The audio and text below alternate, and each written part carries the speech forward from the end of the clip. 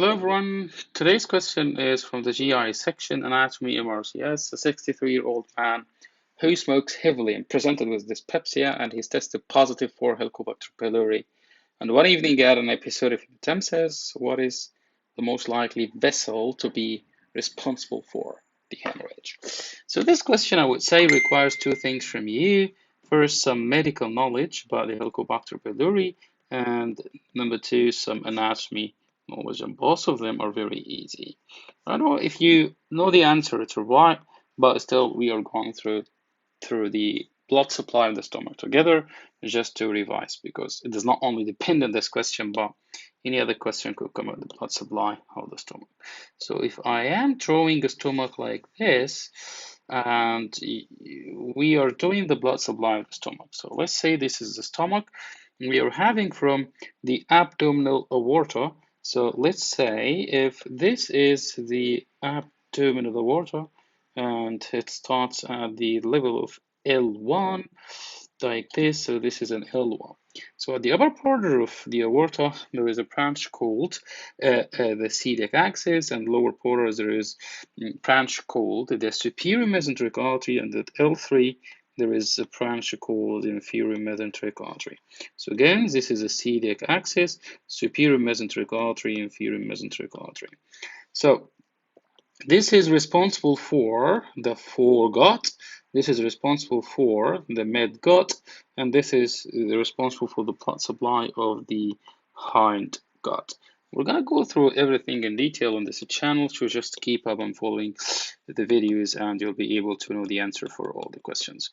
So if we are drawing here, so this is the celiac axis, it gives multiple branches. So the first branch of celiac axis is this one, which is called the right gastric artery, okay, which is called the right gastric artery. Again, so this is right gastric artery. Another branch that comes from the celiac axis, which is pretty tortuous branch, and it passes behind the stomach. Here, obviously, you're gonna find the pancreas. Pancreas will be in this area, and also behind the stomach. Up to the tail of pancreas will be here, and attached with the spleen in this area. So this branch that I just drew, which is pretty tortuous, is called the splenic artery. Gives multiple branches to the spleen and gives other branches here called the short gastric arteries, and they mentioned there are 4 branches. Another branch to this side, which is called the left gastric ploic, and left gastric ploic, and yeah, I'm sorry guys, this is supposed to be not the right. We are here, this is the left side and this is the right side, so this is left gastroepiploic, left gastric artery, okay, left gastric artery. So again, the splenic artery has 4 branches, something for the spleen, something for the 2 things for the stomach, the short gastric arteries, and the others, which is left gastroepiploic. On the other side, which is the most complicated part of this video. So you're having from the celiac axis as well, you're gonna be having a big branch coming from here called the common hepatic artery. Common hepatic artery, okay? This branch. This common hepatic artery divides in the end into 2 branches, and these 2 branches are hepatic artery proper and gastroduodenal artery.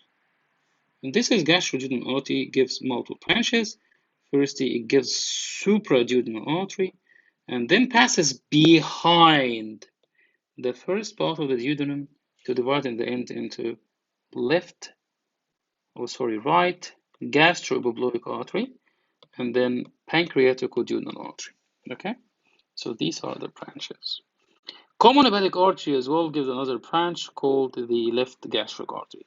So guys, items wise, we had the celiac axis gave us the left gastric artery, and then a splenic artery, give 4 branches, and then common hepatic artery, which gives hepatic artery proper, and dividing the into two terminal branches, right and left hepatic arteries. And then this is the gastroduodenal artery, which gives supraduodenal artery and passes behind the first part of the duodenum to give pancreatic duodenal artery and the right gastroepiploic artery. So these are the multiple branches that we do have in from the celiac axis. Let's just revise here. So if you look at this part, you're gonna find this is the celiac axis in this area. This is the celiac axis, giving or celiac trunk, giving the splenic artery, which gives four terminal branches. If you remember, it gave the short gastric artery and the splenic arteries and the pancreatic arteries, and what else? Left gastroepiploic or gastromental arteries. And here you are having the right gastric artery, which we just mentioned, coming from this is a common hepatic artery. This is hepatic artery proper, which gave the right gastric artery. Then it gives gastroduodenal artery, supraduodenal, and then posterior pancreatic duodenal, and anterior pancreatic duodenal. So these are the branches that we have from the celiac axis. So what is the medical knowledge that you need to know about this? That Helicobacter pylori happens in the first part of the duodenum. Okay, so what is the branch behind the first part of the duodenum? It's going to be the gastroduodenal artery. So the answer here is going to be number 4, which is gastroduodenal artery. Thanks for watching, and wait for more videos on this channel.